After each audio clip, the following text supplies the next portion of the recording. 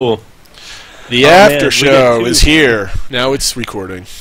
Oh, man. Alright, so it looks like I get to deal with camera issues. Oh, we didn't even describe why it's Season 2. We just kind of left that hanging there, I guess. Oh, yeah. Well, hey, everyone's still here. Season 2, alright? We are calling Season 2 The Wait. Also, I need you to resize my video. I'm doing that right now. Thank you. So, we had Season 1 titled Learning the Game. We've gotten out of learning the game. We've covered everything that there was to cover Crowfall at all. So at this point, what we're doing is we're waiting. We're allowing Artcraft Entertainment to develop the game, and as they develop the game, we will continue to cover the developments. But right now we're waiting. We're waiting for the pre-alpha, alpha to begin, and trying to get as much information out of that as we can. And that's where we can really dig into features and all in all, what is going right, and the most fun, what's not going right. Those are always a big fun. So basically, the way I picture it is, Season 1 was the Kickstarter and post-Kickstarter. Season 2 is going to be whatever is here until we get some game updates, and Season 3 is basically going to be the beginning of Alpha. I think that's a good kind of prediction there. So yeah. Now you finally get your reason to put Season 1 in front of all the episode numbers. Oh, great! Now you have to go back and re-edit all. That's only It's only about 12 episodes or so. It's not too bad, right? Yeah. I think we had a pretty good run there, and I like it. And we're able to start over for your video list. You have to make video lists or playlists and all that other stuff. No, I got the playlist down. Playlist nice. is good. Excellent. Yeah, so we'll be good there. Thomas has been going kind of back and forth, and people are asking more and more questions about a lot of things. Like I would imagine the voxel system will lead to some unique support possibilities. Sure. Tunneling. Man, go ahead and get him nailed down on that, and we'll put you on the show, JPig. I think one of the big things that we can take out of this piece of information is that combat is going to be horizontal. It is not necessarily going to be scaling up in power your combos, although the more you're able to get off in whatever way they do that, it will allow you to have more flexibility. So, say you have a dash ability that has an AoE effect. Well, you can do that if you're going to jump into a group of people, but if you also hit your Alt key or whatever it is to change to your second option, it could just be a high DPS backstab where if the player is running away from you, you can jump in and hit them for a lot more damage, and it's targeted. That's where it's one's not better than the other. If there's 10 people in front of you, you want to do the AoE. The combo system should open up your toolbox. Yeah, exactly. It should provide you with more. It's not, oh, should I pick the hammer or the screwdriver? It is, should I pick the rubber mallet? Should I pick the sledgehammer? Should I pick the hammer? That's more of you're still picking effectively the same tool, but what version of it? Yeah, and. Did somebody? I just saw your tweet about you did a little screenshot of the chat. Oh man, yeah, we'll see. Go ahead, go screenshot all those combat questions. Put them together. I'm pretty sure we'll have a 5,000-page thread all on that. We'll save it for next week's CNC thread since we didn't have one this week. Yeah, the CNC thread. They're just. I was waiting for the news announcement, and I just had a sneaking suspicion that they were going to get me again. Yeah. They do they love that. Oh man. But let's see. So let's see what else we got. Anyone want to come on? Say hi. Milt, I don't think has successfully made it in yet. Let's see. Line. So you said Alpha starts July. Trying to nail him down on that. Guys, I really thoroughly expect pre-Alpha to begin near the end of August. They said, oh, it's the summer. I'm expecting near the end of August. That gives them June and July to, well, I don't know. I guess they could do end of July. But, if they're still building the combat system, I mean, then they have to have. I mean, they're not just going to put a bunch of people in a freaking completely blank square. They're going to have something for people to be on. And with Unity, it's really easy to create some fields for people and hills to run up and down. So that's not a problem. You could create a map in Unity. At least in Unity 3 last time or 4. No, 3 when I tried it. You can download some free stuff and create hills and valleys and brush a whole bunch of trees onto a map in literally 40 minutes if you know what you're doing. Probably faster if you actually know what you're doing. Yeah, and you know, I mean, I don't know. You don't need anything special. I'm trying to set a very low bar for everything right now, and that is mostly because you know, if we're like, oh yeah, I really think they'll get it out in July, then there's going to be something happen. Excuse me. You know, I don't expect to see anything until August, and that would put us in a good pre-alpha state.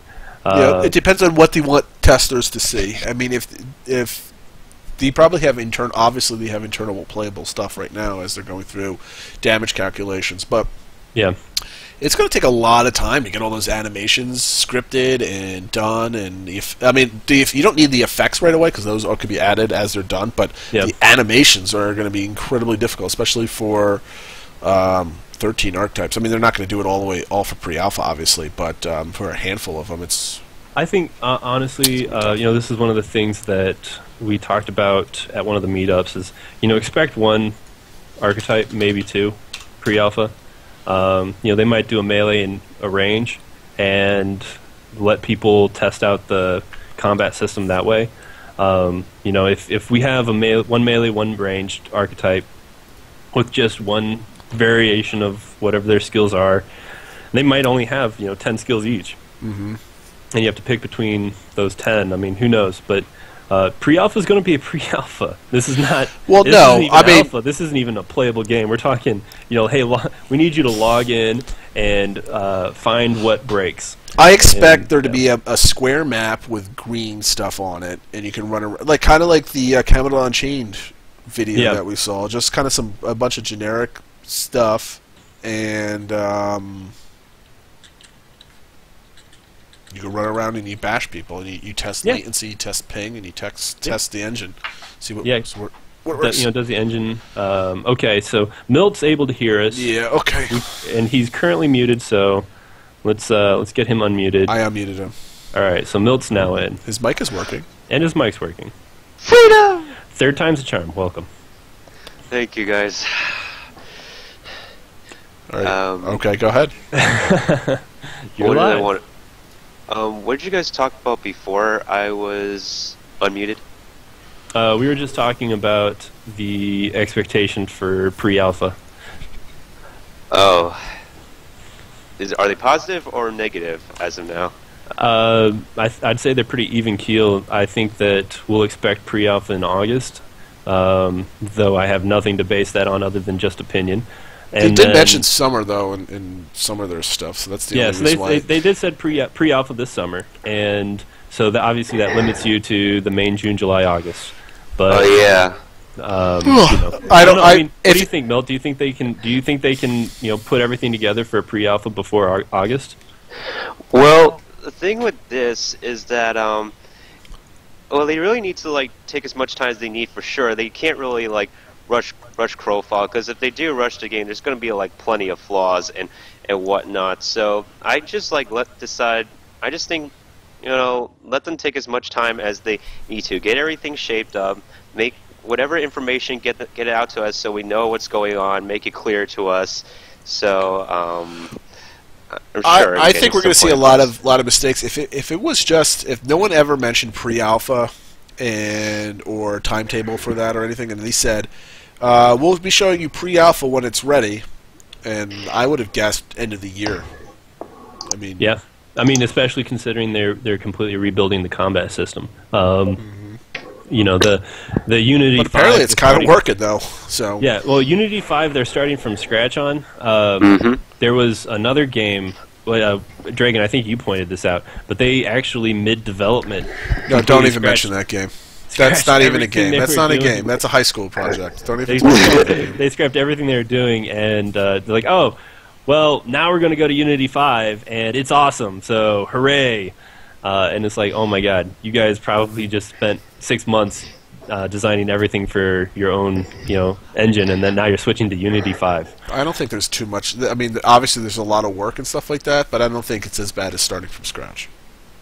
Yeah, at least they're starting somewhere for sure. I'm pretty sure there's some kind of conversion stuff. But anyway, that's not the case with Crowfall, since they're and so I think they have a benefit of going into this knowing the way they want to develop the system, and that is experience that I remember there was a thread, I think it might still be going, but someone saying, oh, why should we give money to Crowfall? What have they done? They don't have, they're a brand new game. Oh, this is that troll on Twitch. It's like they're a brand new game. I mean, you look at it, they have the experience with how they build their systems. They have the experience knowing what does and does not work. And so they've gone into this game with everything that they need to put it together. I mean, and the best part about their design is Unity 5 is going to be able to create the terrain for them, so they have to tweak the algorithms, and so there's no sharp edges, so to speak.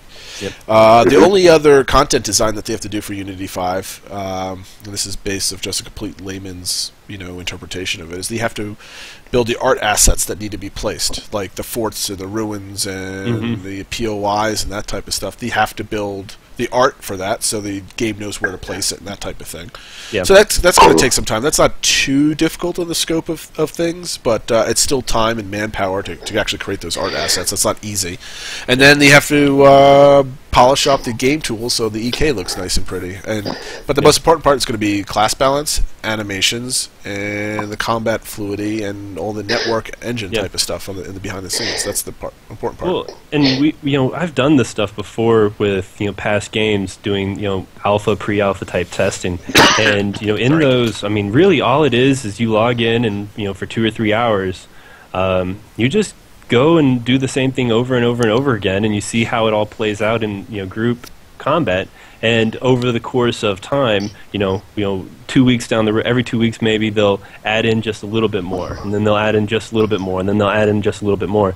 And in the background, they're working on the other archetypes, they're working on the other skills, and they just piece by piece by piece, put it in there. But it's such a complex system that for them, I think the big thing is just figuring out when this skill is capable of doing this effect, it is only able to do this much damage. And then once they create that slider, that's when they're able to go in and start adding their 14th, their 15th, their 16th archetype, and their skills and these new progressions and these new disciplines, because they're able to keep them kind of in that range, just doing different stuff. All right, Milt, do you have anything else? You got a lot of stuff going in the background there. It's coming through on the mic. Oh, sorry. I think I did want to get touch upon something regarding the hunger. Would you guys, before I talk about what I was going to say, what'd you guys say about it, just to recap? We didn't say anything about the hunger.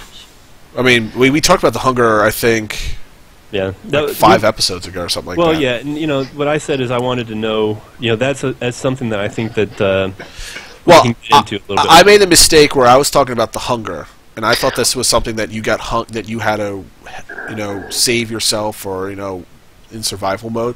But the hunger is just the hunger is basically, and I was corrected on this. Hunger is basically the driving factor, making the NPCs crazier in the game as the seasons go along. That's basically it. It makes things harder. Well, and furthermore, there is a survival element. They've just been calling it the hunger, and that's on Todd.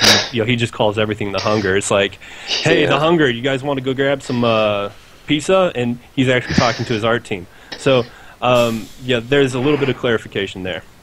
Yeah, I feel like Todd can be extremely repetitive whether it comes to analogies or naming stuff in game. I mean, he does. I've got to give him some props. He's got some analogy power.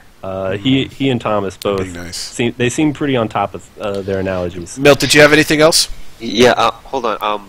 That was I was going to say, when I was thinking about the concept of the hunger in game.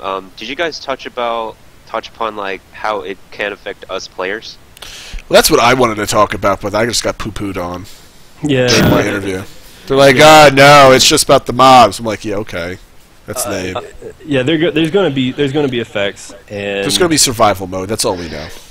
Yeah, I was like thinking that like one day when I was thinking about how I would be affected by the Hunger game as a player, and then I just had this little flashback of like some sort of World of Warcraft moment that I saw someone do, where it's like, I think it's some sort of resurrection as some sort of like non-living spirit. I think the idea is that like you're, and of course there's the thing about transportation far away, is that where you're dead, your corpse is there, and your spirit's just somewhere else, but you can't immediately like, you can't easily like, touch your body and you're back to life. I think you like have to like do something else, do some prerequisites before you can be able to finally like touch your body and you're finally back to life.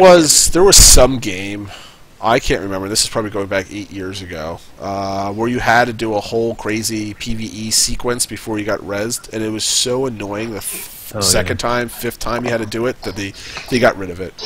So I don't really expect anything to be like that. And here's the other thing: is you drop your loot. So, I mean, getting back to your body isn't really all that terribly important, other than just picking up all your stuff. Unless you and die somewhere, you got to get back to it before somebody else. I think that's going to be the big thing, is that people are just going to be like, I need to get back, I had all this awesome stuff. And then they're going to get back there, and there's going to be some, like, 12-year-old kid who wasn't even really in the fight, who runs by, grabs all your stuff, and just like, I'm out. Peace. I see. All right, Milt, I'm going to drop you in if you can go back to Twitch. Oh, you got one more thing? Go ahead. Yeah, guys, I'm going to... Well, Lake's is not here. Can I like post something to show you on Twitter and see you react to it on Twitch? Go for it. Go ahead. Yep. We'll look at it. All right, I'm doing that right now. Oh man, I hope this is not a. All right, Mel, your mic is really echoey, so I'm going to put you back into the lobby. All right, but I appreciate you calling. We'll take a look. Pop the volume back on the Twitch feed. I have to figure out actually how to make the delay completely off. I looked at the settings real quick and I couldn't really find it. So thanks, Mel, for calling in. Call in next week. We'll chat. Yeah. Do you have did you pop it on Twitter right now? Is it another drawing? I'm hitting refresh. I'm hoping it's a drawing and not a picture of his balls, because talk about an ultimate troll. Yep. Scree sent in a question to crownsandcrows@gmail.com, by the way. Yeah, he did. It was going to go over that? It's an interesting one. He asked, what will the benefit of VIP... Oh man, I can't even bring myself to say what he calls it. He's taken it upon himself to call the VIP tickets crow. Now, he had that as an analogy for something, but again, man. Anyway. Basically, what is the VIP program? You can train additional players, right? Yeah. How important is VIP to players, and what else they can what does VIP do right now? So currently, VIP allows you to have, right now you have one character. On that one character, you can actively train one skill, passively train 2 skills when you're offline, or all 3 skills when you're offline, or something like that. You can passively train a skill. VIP allows you to have up to 3 characters that can passively train skills. So it allows you to play with alts. It allows you the flexibility of being able to put different characters in different campaigns and passively their skills.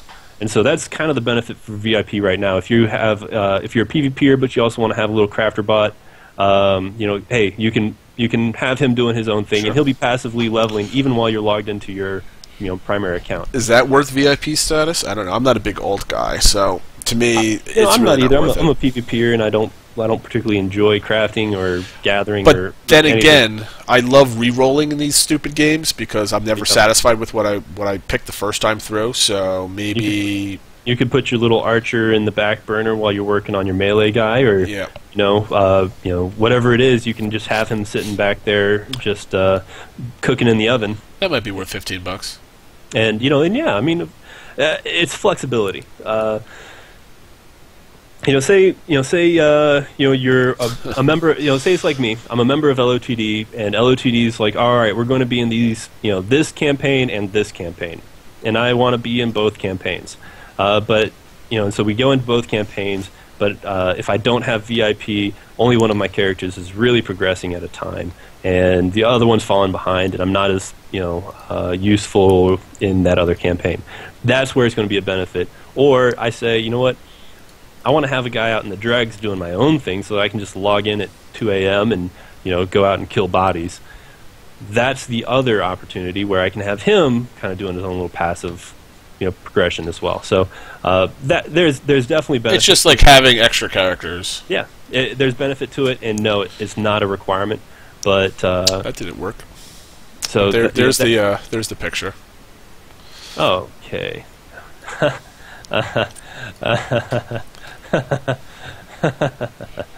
Oh man.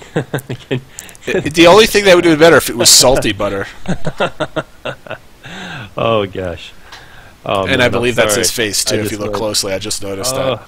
Oh my gosh! It needs a hat.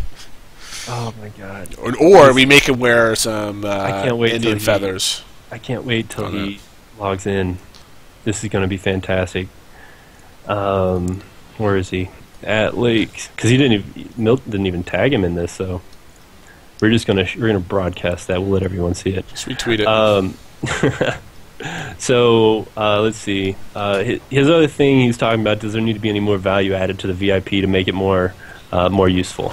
As it stands, I don't see any more value needed to be added to it. However, again, based off of the way they've structured the game, it would not be terribly difficult for them to say, oh yeah, so these these allow you to passively level these skills, and you get to increase that passive leveling. I mean, really, that's all it takes.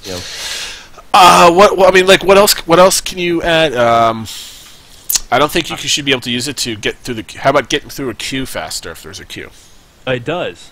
VIP does give you okay. priority. You didn't mention that. I haven't read that since the Kickstarter. Oh man, yeah. And here I'm talking about stuff that I haven't read in like a month. This is why we have our main shows, because then we can research and prepare for those topics. But yeah, so there is priority queuing. Okay, read it. And so, are you reading this, or are you just like? No, I mean it's there. If you we'll do profile.com. Pull it up, but it's there. Man, what is Crowfall? They have some interesting stuff. All right. So you don't have VIP on the What is Crowfall page.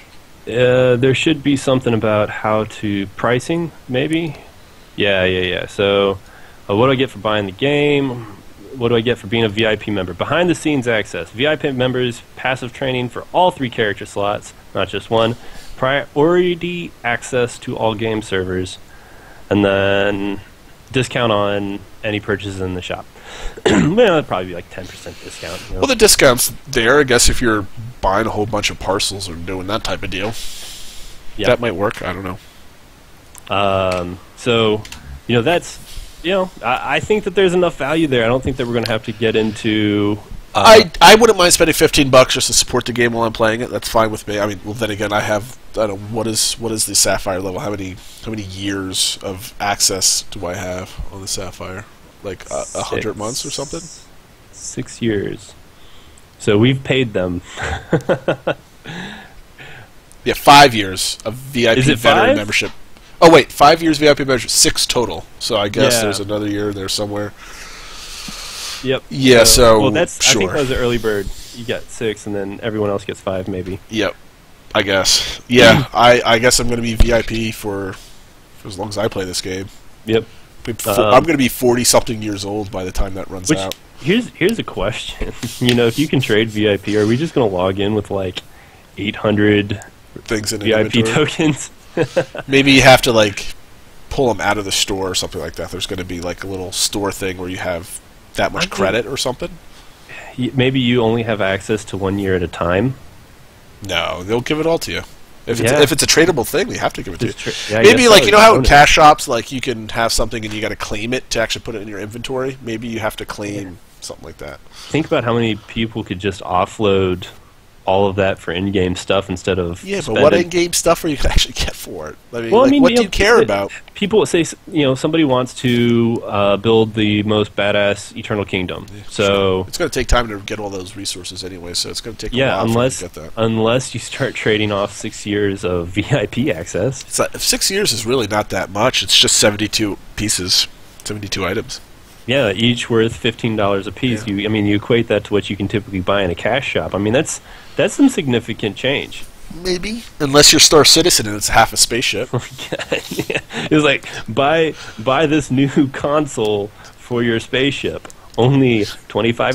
$25? Nothing's that cheap in Star Citizen. It's more like $250. Like, do you guys? It's like for all the people who who strain their eyes, we're providing a in-game, a reduced eye strain visor for your ship. It's like, oh my god, man. Hey, you know what? Those hey, guys know how to make money, man. If it sells, more power to them. And I thought about that Kickstarter thing.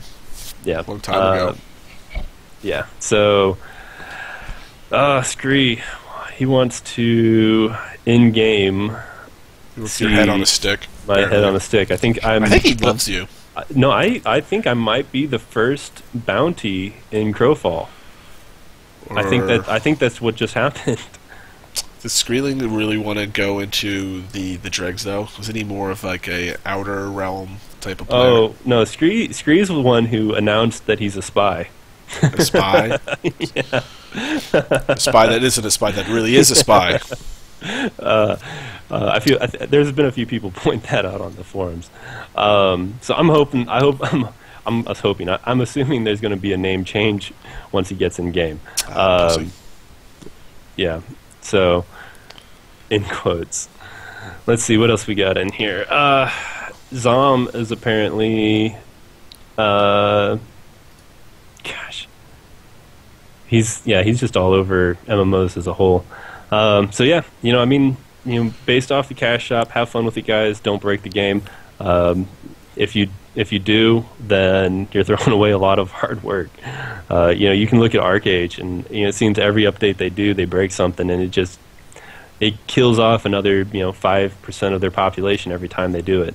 So try and avoid those pitfalls. Here in LOTD, we actually kicked out 8 people over the last bug because they were able to, ArcAge patched. And what it did is it opened up an exploitable bug, and so everyone, hundreds and hundreds and hundreds of people jumped in on this and started abusing it. And, as soon as we were able to identify it, go out, look at it, see, this is an exploit, and made that announcement. As soon as that happened, we apparently still had 8 people who completely just threw caution to the wind, went out there and did that, and so we just had to kick them all out. Those type of bugs really hurt a game's reputation. When people are able to repeatedly exploit something, and ArcAge has a decent go back and fix things policy where they'll go back and they'll go into all the different accounts. They'll ban accounts, and then they'll take all of whatever they benefited from it. But in Crowfall, I don't know how robust their system will be for being able to handle those, but exploits inside a campaign, especially when you start getting into tournaments, that's tricky. It really depends on how big the campaigns are, as far as is it a 200-person campaign? They haven't really talked about what the population size is, so we'll have to see how popular the game is first. But hopefully they have some kind of detection system. They're building that, because that's a whole other thing that you have to build for these games these days. That most of the time, even when we're armchair developing these games and stuff like that, we don't even think about the detection stuff. I can tell you, for us as a community, when we look at a game, we start off with, is it a PvP game? Is there competitiveness? Is the game going to be stable? And is the game going to be polished and finished? There's not going to be exploits, bugs, hacking. All of those things equally important. And is PvP a focus? Is it going to be a balanced PvP system as opposed to Warhammer? We went into with expectations that they didn't meet, where it wasn't balanced. The game killed itself, and people blamed the successful guilds on each server, like, oh, you just went through and you spawn camped everybody and all this. It's like, well, yeah, I mean that's how you won. You won by beating the other side, and then you ended up with the Uncle Bob scenario where I'm sorry, I play the game how I'm supposed to, and now there is no game. And so Crowfall, if they're able to focus on those key things, I mean they'll be fine. And from what I've been able to tell, based off of everything they've put out there, they're very, very much aware of each of those points. We just don't have any information of significance on them yet. Yeah, we'll have to see how everything works. Yeah, and everything else. Do we have any more questions, or is this going to be our short after show? Yeah, I think it's going to be a short after show. Keegan wanted to know how we all met. We never met. We've never actually met. He's in New Jersey, which I would never go to, and Lake's in Hawaii, which I could never go to. In reality, though, within LOTD, Lake joined up a few years ago. I've been here for 9 years now, and we had Baz, who's been with us for about a year or two now, and we started the show just by decision of there's an absence of a PvP-focused show, and we got it up off the ground. Baz had to take off for other obligations, and I had received a PM from somebody who had said that they knew Dragon, and as he had done podcasts in the past, and so as soon as I found out about Baz taking off, I reached out to Dragon. He was interested in it, and we got together, realized that we don't all get along, and figured that's probably a good thing. Yeah, so it was pretty easy. I mean, like after probably our first show, it really felt like we were doing shows for years. It was pretty easy. We all get along. Usually, the hard part was when you kind of do these shows and kind of pick up people. One person carries the load and does everything, and then the other people come in and out, and it's terrible. Like I did all the production stuff. I do the post-production stuff. Valor does all the social media. He's on the forums. He's gathering all that stuff. So he's kind of like, if you want to call me the host of the show, because I'm talking at the top of each show, Valor's the host of everything else because he's always talking about the show on the forums and on Twitter. So we kind of share those responsibilities back and forth. Lakes just screws up the RSS feed every week. That's his job to do. Yeah, poor Lake. Lake's his absence right now is due to him going through signing a new lease, and so just a little bit of real life turmoil going on. Always happens. Yeah, but what he's been able to help with has been a lot of the post production as well, and getting stuff onto iTunes, the RSS feed, and when he's able to kind of get things settled back down, he'll probably start helping me out a little bit more with the Twitter presence and some of that. Lakes has a very, very strong connection to a lot of the people in the esports world. Yeah. And you might not see that right now because there's nothing to do with esports now with Crowfall because it's not a game yet. Once that starts getting picked up with all the streaming and game promotion and in-game stuff, Lakes is really going to have that's where his hat comes into the ring. He's going to be very good at that type of stuff. So, and he's helped LOTD out with a lot of that as well. Yeah. And, as a show, what we'd like to do is be able to leverage him and those connections once we get access to the game, and be able to apply those more to our show, and use a little bit more of his experience there. So yeah. A little bit of background and kind of what we hope to be able to do, but And Lakes is actually probably better at PvP games than both of us anyway. He plays like all the League of Legends stuff, or at least Twitch wise. Yeah. I'd have to say I will freely admit that my skill in these games have waned over. I'm too old and too tired now at the crisp old age of 34. So Lakes is really good at these things. I'd give him the Twitch skill. It's one of those things that I think that. For me, I've been playing long enough that I've got a little bit of experience under my belt, and I can say, oh yeah, I learned to adapt a lot faster than I think a lot of people. So I would give myself maybe 2 out of 5. You know, I'd be able to take 2 out of 5 from him. That's good. I might be able to take a half of 1. Well, we really need to get who is it? The virtuous hero. Is that Onrez? Oh, I don't know. Oh, come on! Yes. Okay, yeah. I threw that softball up there. Come on. Yeah, no. We gotta get that. We gotta get that 1v1. We'll our champion versus their champion.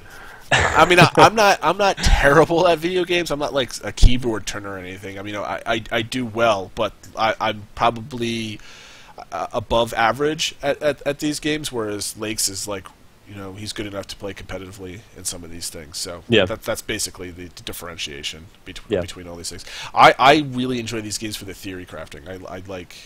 I like the building and kind of putting things together and seeing if they work. So I like. Well, and some of our core guys from ages past. I mean, those were really big things. I mean, people kind of forget that in some of these past games there was a lot of resource management. There was a lot of building and having to figure out how to do all of that. And so it's an underemphasized cog of a well-oiled PvP machine is being able to handle gearing everyone out and being able to handle, how many of these, open battlefield type, siege type equipment should we bring versus, just bodies or, catapults, trebuchets, this stuff. Yep. So there's a lot of different pieces to it. So this is the reason why I like to roll a lot of different classes, even if I'm not playing them as my main, so to speak, because I always see a class like, okay, you have this skill, and this skill with this discipline. How do you piece this? If you piece these things together, I might be able to exploit this and win before they catch me. And the last time I did that in an early beta or alpha was when I was doing the Rift stuff with all the different souls. I found all the combinations that are like, nope, that wasn't supposed to work that way. Like, that's why the class sucked for about 2 years after the game release, because they found all the shit that I wasn't messing around with. Just right off the bat, whatever archetype I pick, people don't choose it, because it's going to be the worst one. I always do that too. I always do that too. In Age of Conan, I was a Dark Templar, and everyone's like, "Oh, Dark Templars are so good." It's like, yeah, because you started playing it a year after the game came out. Yeah, I picked the Assassin. It was terrible. The Assassin was awful, horrible. But apparently, a year and a half afterwards, they were like the best class in the game. Like long after I quit. Oh yeah, but we all quit at month 2 or 3, so it didn't really matter. Yeah. So yeah, I mean, and like Guild Wars 2, I picked the Guardian, and that was like, okay. That was a good pick, though, right off the bat. Yeah, they can't mess this class up. Well, see, the thing I usually do is like I'll play for Guild Wars 2. I pick the Mesmer. I'm like, this class sucks. It's terrible. And I went and re-rolled an engineer, and it turned out the Mesmers were really good because there was some kind of they were doing like stacking and messing up with the server. I'm like, oh well, that wasn't in the tooltip. Break server. So I picked the engineer, engineers were actually really fun. Engineers were a lot of fun. But they were kind of weak, except for just tossing grenades all day long. Yeah, I mean, if you could get set up on a point, you were solid. It's just if you had to move around, I mean, completely worthless class. But Guardians were awesome. The problem is that they were so good at certain things that's all you. It's like, okay, you have to take these 4 skills because we don't need anything else from you. All right, throw up your circle, hit out your little hammer thing, and just repeat that as often as you possibly can. Have you read any of the updates in Guild Wars 2? Let's make this a Guild Wars 2 show for a second. No. They implemented the new map, and people seem to really like it. What about the class updates? Well, more importantly, because the classes were so boring as shit to actually play because the options for tailoring your own class that weren't there. They always said there should be 5 different ways to build your character. No, there was always one different way, maybe. Oh yeah. And unless you were a ranger, there was no ways to make your character good. Yeah. But I always wanted to play Necromancer, and I was always disappointed. And they made him basically a giant death knight with a great sword, and it looks awesome. So interesting. I'm gonna play that. I remember back in Guild Wars 1 where what was it? The Necromancer, you could take him like 3 different ways effectively. I mean, you could effectively take him 3 different ways. You could do the Minion Master, you could do curses, you could do blood signets. The conditions. Yeah. So I mean, the problem with the condition build, which was a really good build, was conditions were capped on a target, so your whole power could be just knocked off because It didn't start that way. I don't know if you remember, but it used to be. They nerfed it. I was in alpha for that game. I had to send in an NDA and give them my license and all this other stuff, and the game was a lot of fun back in the day. In alpha, I was not with LOTD at the time, but in alpha, LOTD was a very big supporter. We were in you alpha. You were not in LOTD at the time? Nope. I didn't join LOTD until 2006. And that was in a different game. Are you talking about Guild Wars 1 or Guild Wars 2? Guild Wars 1. Oh, I thought you said 2. I'm like, I was talking about Guild Wars 2. Guild Wars 1. Guild Wars 1, I wasn't in LOTD during alpha. Apparently LOTD was really good. Number 1, top of the charts and all this stuff. But they ended up having a big falling out after, Guild Wars 1 started going away from the core PvP and started getting into more of the PvE elements. And our guild leader put up this. See what Screaming just typed in? I'm sorry. Oh, condition caps were removed recently. Oh, really? There you go. Is Guild Wars 1 still a thing? Sure. I don't know how many people play it, but I mean, I can't imagine a whole bunch. I do have a friend who's in LOTD. He's working on putting together a little mini game that just takes certain elements of their arena system. Because as it stood, you could do little animation locks, but that's a different story. But we talked about that before. Yeah, so that's one of those scenarios where you can go into a game in alpha and it can completely change. Ow! Sorry, cat. Oh man, those claws are sharp. So let's see. Zom has a question. You know what game would have been a contender for PvP? APB. Was that All Points Bulletin? Is that what that? The game that failed faster than anything else I've ever seen before. Yeah, I remember it came out. I say came out. News came out. A couple of screenshots, and then I never heard from it again. Well, I remember people playing it. There were some of these exploits or something, and they didn't stop them, or I don't know. It was nuts. Yeah. There you go. Exploits. They will kill a game. I mean, shoot, that was a big issue with Shadowbane, and why a lot of people got frustrated with that is the duping. And I mean, that was something Todd addressed directly. That and sp.exe. Really, honest to God. Mm-hmm.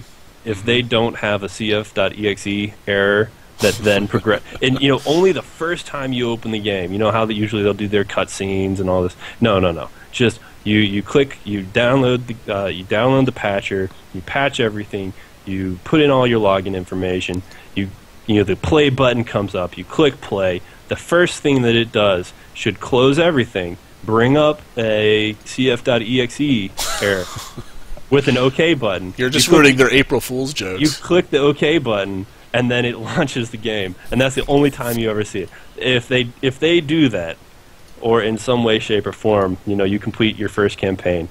Oh my God! Maybe I think that there would just be so sentimental joy coming out of players that it'll break the forums.